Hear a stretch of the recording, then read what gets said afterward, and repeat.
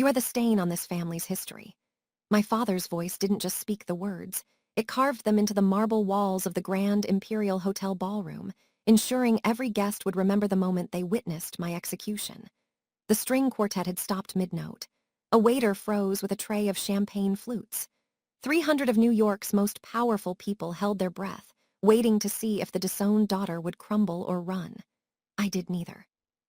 I sat perfectly still at the rear table, my fingers wrapped around a glass I hadn't touched, watching my brother Julian bask in the spotlight he'd stolen before I even knew we were competing.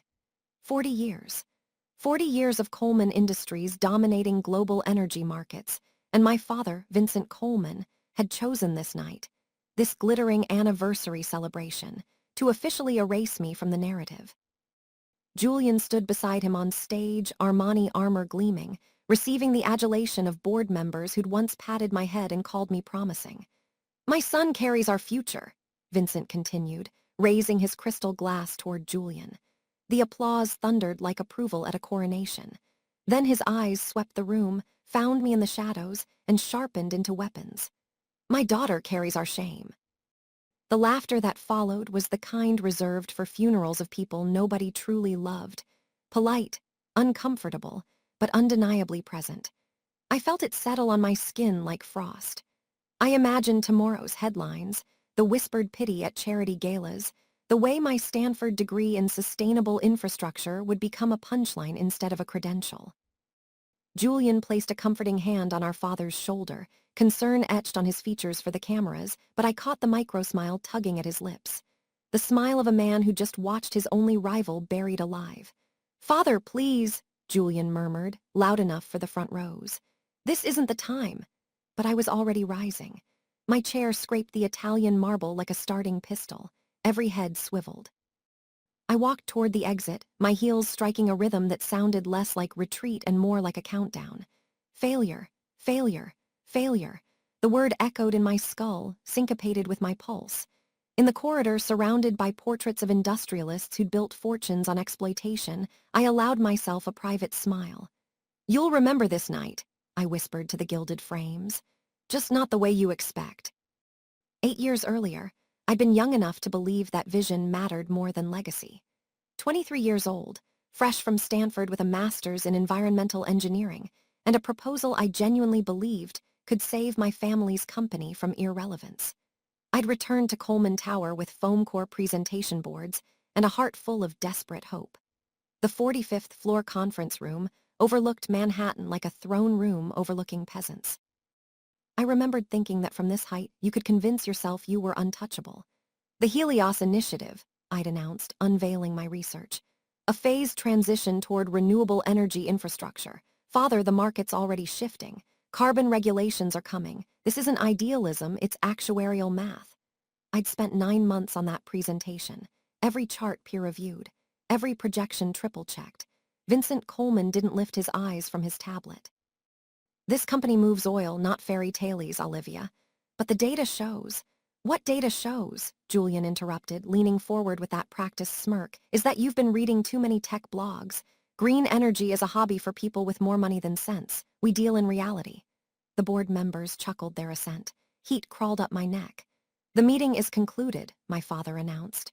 "Julian, your lead on the Arctic Deep expansion. Olivia. Perhaps you'd be more comfortable in community relations." I tried anyway. I liquidated my trust fund into a pilot project. Small scale, just enough to prove the concept.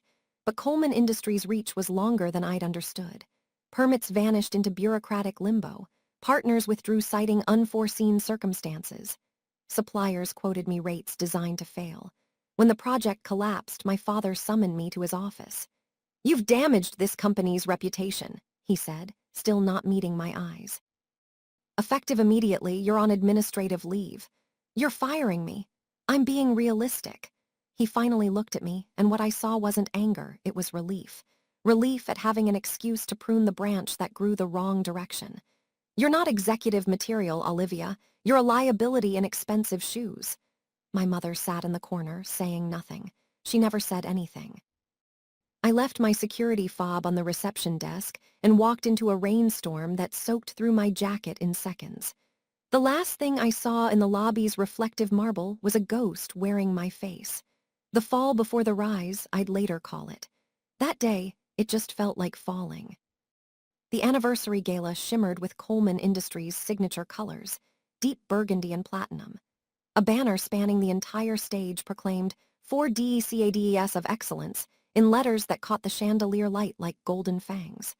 The room held everyone who mattered: senators, financiers, old money dynasties whose fortunes predated electricity.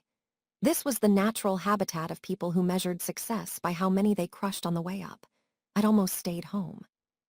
Watching my father venerate himself while pretending my existence was a clerical error seemed unbearable. But absence in his world meant surrender, and I'd surrendered enough. So I'd come, wrapped in composure like chain mail, ready for whatever humiliation he'd scripted.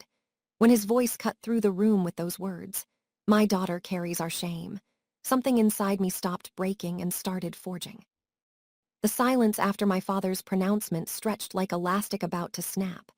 Julian's hand found his shoulder, steadying him, whispering something that smoothed Vincent's features back into composed disdain. "She'll never learn," Julian muttered, just audible to the front tables.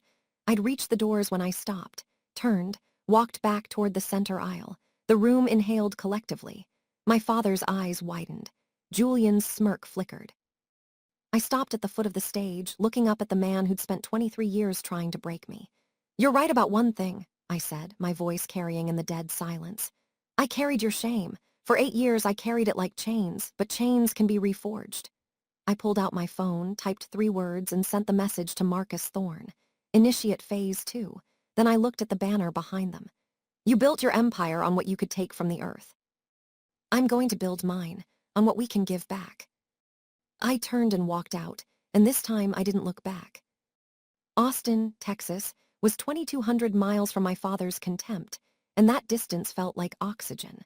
I found a converted warehouse in the industrial district, nothing like the Upper East Side penthouse I'd grown up in, but it had high ceilings and a landlord who didn't Google his tenants.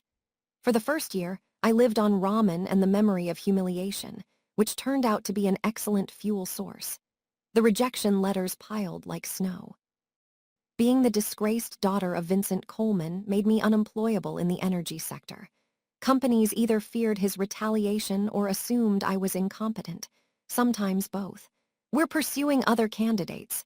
Your qualifications are impressive, but we're concerned about cultural fit." I learned to recognize fear dressed up as professionalism. That's when I met Marcus Thorne at a cleantech conference at UT Austin. He was presenting research on solid-state battery architecture, and for the first time in months, I found myself leaning forward in my seat. After his talk, I approached. "Your ceramic electrolyte design. Have you tested it with variable solar input?" His face lit up like I'd handed him a gift. "You're literally the first person who's asked that. Everyone else wants to know about venture capital timelines." "I'm Olivia Coleman." I waited for the flinch, the judgment. Instead, he just nodded. "Marcus Thorne, and I don't care who your father is. Can you actually help me solve the thermal runaway problem?" That was the beginning. We started meeting in a rented garage in East Austin. 2 people with more audacity than assets, building what we called the Etha prototype. I sold my grandmother's pearls, my collection of vintage watches, everything that connected me to who I used to be. Marcus refinanced his house. We lived on gas station coffee and the kind of desperate conviction that makes you forget to sleep. Meanwhile, my former life continued its trajectory. Coleman Industries stock climbed. Father and Julian appeared on CNBC, in Forbes, on the cover of Fortune. "Oil remains the bedrock of American prosperity," my father declared at a Houston energy summit. Julian was profiled as the new face of traditional energy in a magazine that had once called me promising but unfocused. Nobody mentioned me. I'd been expunged from the family narrative like a typo corrected in a final draft. One night, working alone in the garage, I found an interview transcript online. "My daughter learned that idealism doesn't pay dividends," Vincent Coleman had told a reporter. "Reality has a way of correcting wishful thinking." Marcus found me staring at my laptop, tears I hadn't noticed tracking down my face. "You okay?" I closed the article and looked at the half-assembled battery array in front of us. 9 months of work, 9 months of failure and recalibration and refusing to die. "Better than okay," I said. "They think we're wishful thinkers, Let's show them what wishing looks like when it's backed by physics. He grinned. Now you're talking. The first functional ETHA prototype powered up at 3:17 a.m. on a Wednesday. The indicator lights glowed green in the darkness like approval from the universe. We'd done it. We'd actually done it. The real work was just beginning. 7 years. That's how long it took to go from a garage in Austin to the NASDAQ bell-ringing ceremony. ETHA Technologies, named for the invisible medium that carries light, went public on a freezing December morning. Marcus and I stood on the trading floor, watching our ticker flash across the screens. ATHR. 4 letters that represented 7 years of sacrifice, 7 years of hearing, no, 7 years of watching my father's predictions about my future prove spectacularly wrong. ETHA Technologies debuts at $52 a share, the CNBC anchor announced, making founder Olivia Coleman one of the youngest female CEOs in the renewable energy sector. The same publications that had profiled my father now competed for my story. I gave it to them strategically, not the full truth, never the full truth, but enough to build a narrative. Forbes, the solar phoenix, how Olivia Coleman rose from family ashes.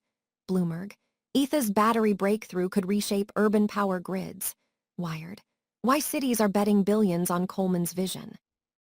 We signed contracts with 42 states. Our technology was installed in schools, hospitals, public housing. The Austin headquarters expanded from 50 employees to 500. I worked 16-hour days and loved every exhausted minute. Every keynote speech, every investor meeting, every product launch was evidence. Evidence that I wasn't the embarrassment my father had declared me. Evidence that sustainable energy wasn't a fantasy. But I tracked Coleman Industries obsessively. How could I not? The world was shifting beneath their feet. New carbon tariffs passed. International climate accords tightened. The same oil infrastructure my father had bet his empire on was becoming a stranded asset. Coleman's stock began its slow, then accelerating decline. At first, Vincent dismissed it as temporary market irrationality, then as hostile regulatory overreach. Then he stopped commenting entirely. I learned through industry contacts that Julian was making increasingly desperate moves, leveraging assets, taking on high-interest debt, selling minority stakes to foreign investors with questionable ethics. Rumors circulated about personal financial troubles, about blurred lines between corporate and private accounts. The board grew restless. Shareholders demanded blood. Coleman Industries needs to diversify, analysts wrote. Their refusal to acknowledge the energy transition makes them vulnerable to both market forces and regulatory pressure. But Vincent Coleman was immovable. We don't follow trends, he told the Wall Street Journal. We set standards that others follow. When the green bubble bursts, you'll remember who stayed grounded. Meanwhile, I was at the White House advising on the National Climate Resilience Initiative. I was keynoting at Davos. I was being called a visionary, a pioneer, a disruptor. The interview where everything crystallized happened in March. A journalist asked, "Do you ever think about your father's company? Do you feel vindicated?" I considered the question while cameras rolled. Innovation isn't rebellion, I said finally. It's evolution. Companies that refuse to evolve don't get destroyed, they get replaced. The market doesn't punish, it just moves on. The clip went viral. 3 days later, Coleman Industries stock dropped another 12%. Marcus called that evening. "You just declared war." "No," I corrected, watching the Austin skyline. "I just stated facts. They're finally listening." The collapse, when it came, was both sudden and inevitable. Coleman stock lost 80% of its value over 8 months. The board demanded Vincent's resignation. Shareholders filed class action suits. The SEC opened an investigation into Julian's financial maneuvers. I watched from my office, tracking every development with the attention of someone who'd once loved that company, who'd once wanted nothing more than to save it. My father suffered a mild heart attack in June. He refused to step down, refused to sell, refused even the board's compromise of bringing in outside management. "Coleman Industries is my legacy," he told Reuters from his hospital room. "I'd rather watch it burn than watch it become something unrecognizable. Be careful what you wish for," I whispered to my screen. That's when Julian made his move. Desperate, cornered, and out of options, my brother began quietly approaching potential buyers, private equity firms, foreign energy conglomerates, hedge funds specializing in distressed assets. I learned about it through networks I'd spent years cultivating. Former Coleman employees who'd migrated to other companies, board members tired of my father's stubbornness, industry analysts who owed me favors. Julian was trying to sell enough shares to stabilize the company and cover his personal debts. He just needed a buyer who wouldn't trigger Vincent's suspicion. Marcus saw the opportunity before I did. "We could do this," he said, spreading financial projections across my desk. "Etha Capital, the investment subsidiary we established last year. We route the purchase through holding companies. Layer the acquisition across multiple transactions. Keep your name out of the initial filings." "That's a $3 billion acquisition," I said. "We have the liquidity the board would approve." He paused. "The question is whether you want to." I thought about the 23-year-old who'd believed one good presentation could change everything. The woman who'd left her security fob on a desk and walked into the rain. "Set up the meeting," I said. "Make sure Julian thinks he's selling to a European investment consortium. Scandinavian, maybe, keep it vague." "Olivia." "I'm sure, Marcus." "This isn't revenge, it's correction." The paperwork took 6 weeks. Every document meticulously structured, every corporate veil legally impenetrable. Etha Capital acquiring controlling interest in Coleman Industries through a carefully choreographed series of purchases. The business press noticed, of course. "Mystery buyer acquires controlling stake in Coleman Industries," read the headlines. Speculation ran wild. Russian oligarchs, Chinese state funds, Saudi princes. Nobody guessed it was me. The day the final contracts were signed, I stood in my office holding a pen that had just transferred 58% of my father's empire into my control. "Welcome home," I whispered to the documents. After all these years, I was finally coming home. The special shareholders meeting was scheduled for a Thursday in September. Coleman Tower, the building I'd grown up visiting, where I'd once believed I'd spend my career, felt simultaneously familiar and alien. The lobby's black granite still gleamed. My grandfather's portrait still hung beside the elevators. Everything looked the same. Everything had changed. I arrived early, entering through a service entrance with Marcus and our legal team. Building security had been outsourced. Nobody recognized me. We made our way to the executive conference room on the 45th floor. Through the glass walls, I could see board members taking their seats, lawyers arranging documents. The stage was set for what they thought would be a routine transfer of ownership to anonymous foreign investors. Father and Julian arrived at precisely 10 a.m. Vincent Coleman had never been late to anything in his life. Father looked diminished, frailer than I remembered. The heart attack had carved something from him, but his eyes remained sharp, calculating. Julian wore confidence like his bespoke suit. He'd brokered this deal, saved the company, proved himself worthy, or so he believed. The board chair called the meeting to order. "We're here to finalize the transfer of controlling shares. The acquiring party's representatives should arrive momentarily." "Actually," I said from my position near the door, "they're already here." The room fell silent. Heads turned. I stepped forward into the light, my heels clicking against the floor in that same rhythm from the gala. Failure, failure, failure. But this time the rhythm sounded like victory. My father's face drained of color. "Hello, Father. Hello, Julian." I walked to the head of the table, placing a leather portfolio in front of the chairman. "You'll find all documentation in order. As of this morning, I own 58% of Coleman Industries' outstanding shares." Julian looked like he'd been physically struck. "That's impossible. The buyer was European. Was a subsidiary of Etha Capital," Marcus supplied, stepping up beside me. "Perfectly legal, your lawyers can verify."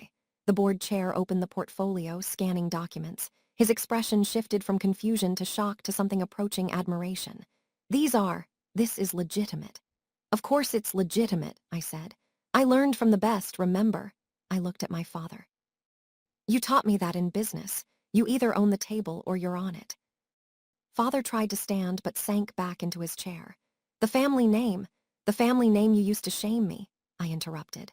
"The one you said I dragged through the mud. That name now belongs to me." I turned to address the entire board. "Coleman Industries will become a subsidiary of Etha Technologies. We'll be converting every facility to renewable energy infrastructure over the next 4 years. Those who want to be part of that transition, I welcome you. Those who don't, I'll accept your resignations immediately." Someone started clapping, then another. Then the entire room erupted in applause. My father sat silent, watching his empire slip through his fingers. Welcome to the future, I said. The press conference was scheduled for the following morning, but the news leaked within hours. Disgraced daughter returns to save family empire, read the New York Times headline. Forbes went with Olivia Colman's 7-year gambit, how she bought her father's company. TechCrunch's take was more direct. Colman Industries to undergo full green conversion under ETHA. My phone hasn't stopped ringing. Interview requests, partnership proposals, even congratulations from people who'd ghosted me 8 years ago. I ignored most of it. There was work to do. The first board meeting under my leadership was professional, efficient, and nothing like the toxic atmosphere I remembered from my Helios Initiative presentation. I laid out the conversion timeline. Marcus presented the technical specifications. Our CFO walked through financial projections. The market will reward this transition. I explained. Clean energy isn't just ethical, it's profitable. Everything I was told was impossible 8 years ago is now industry standard. The vote was unanimous. Julian didn't attend. He was too busy with SEC investigators who'd uncovered not just personal gambling debts, but systematic fraud. Company funds funneled through shell corporations, falsified records, offshore accounts. The kind of financial engineering that comes with federal charges. You could make this go away, his lawyer suggested in a call. As majority shareholder, your testimony would be influential. I could, I agreed.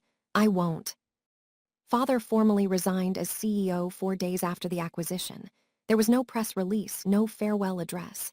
Vincent Colman simply stopped coming to the office. My mother called me for the first time in 7 years. Your father is devastated, she said. He's alive, I replied. He's wealthy, he has his health mostly. What he doesn't have is the right to devastate other people anymore. Olivia, Mom, where were you? The question came out sharper than I intended. Where were you when he called me an embarrassment? When he fired me? When he told the world I was a disappointment? Silence on the line. Then quietly, I didn't know what to say. That was the problem, you never did. I hung up. The shareholders, at least, were thrilled. Colman Industries stock began recovering almost immediately. The market loved a redemption story, and this was redemption writ large. But when journalists asked how it felt to own my father's empire, I corrected them. I don't own it, I said into a dozen microphones outside Colman Tower. I've simply reclaimed what was mine to begin with. This company should have evolved years ago. All I've done is give it the future it always deserved.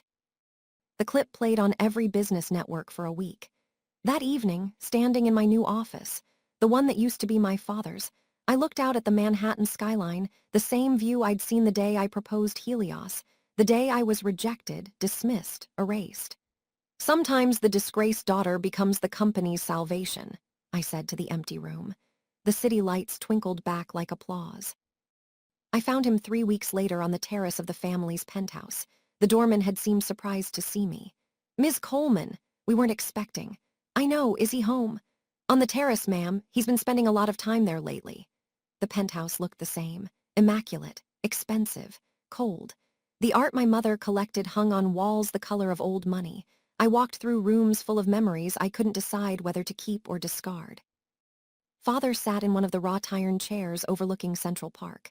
The city spread before him, all glittering lights and endless possibility. His empire once. I poured 2 glasses of Macallan 25 from the bar and carried them outside. He didn't turn when I approached, but I knew he knew it was me. I brought you a drink, I said, setting it on the small table beside him. He stared at it for a long moment. Macallan 25, your grandfather's favorite. Yours, too. Yes. He picked up the glass, studying the amber liquid. Was I really that cruel? I took the other chair, looking out at the same view. Cruel? No, you were afraid. That made him look at me. Afraid? Afraid of what you didn't understand.